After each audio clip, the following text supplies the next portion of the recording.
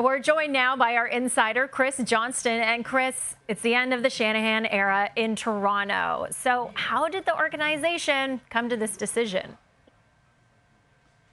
Well, I think there was a lot taken into it, but I would point you to a little bit more than a year ago when Maple Leaf Sports Entertainment brought Keith Pelley in as the CEO and president of the entire brand of all these sporting franchises. And at that point in time, they were looking to refresh things.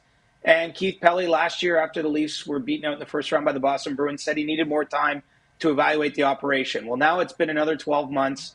The Leafs had a season where they did win the Atlantic Division title, ultimately fell in Game 7 of the second round of Florida, and Brendan Shanahan's contract was expiring in June. So a decision had to be reached.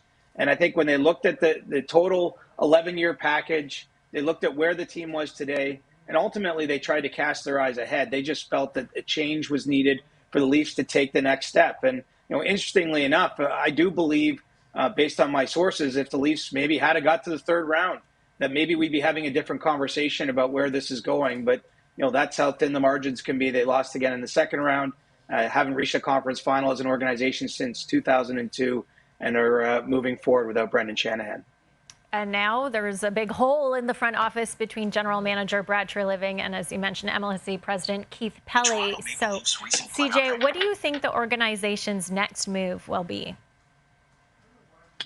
Well, I'm under the impression they won't make an immediate decision to bring another president. I think that this is something that is going to take some time. Now, the press release announcing this did mention that the need for a new voice. And so, that hints perhaps down the line at a president coming in. But it's my impression, at least here after this announcement's been made in the aftermath, that it's not going to be something that happens right away. And so, the Leafs do have a fortunate position. General manager Brad Treliving is very experienced at the position. There is a sense among ownership that they're happy with the job Treliving has done, specifically in the 2 years where he's run the club. And so his status remains unchanged in Toronto.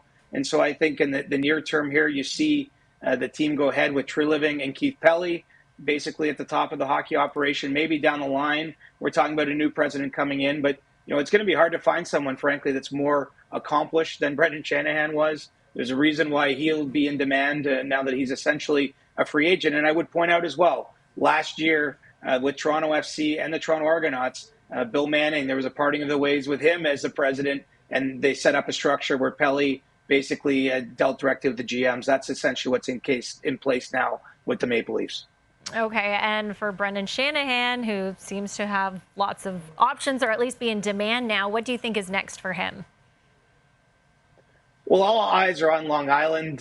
This week the Islanders did seek and get permission to speak with Shanahan, and they've had kind of a long search here to replace Lou Lamoriello after the season. Initially, it seemed that the Islanders wanted one person to essentially be a GM and president type, but Ken Holland went to Los Angeles. They didn't get a chance to talk to Jeff Gorton in Montreal, and so then the focus went to a two-headed monster. Well, now their eyes are on Shanahan, and so that's the most likely landing spot at this point in time, but we'll have to see what Shanahan wants here. I mean, I believe that he was of a mind to want to continue on in Toronto if that was an option to him, that he felt there was unfinished business here. And so, I'm sure he'll go through that process with the Islanders, and if there's a fit, perhaps it's there. But, if it doesn't end up happening for him in Long Island, I do believe there'll be many other teams out there knocking at his door just because of his unique blend of a Hall of Fame playing career, 5 years in the NHL head office, and now these 11 years running the Maple Leafs as their president.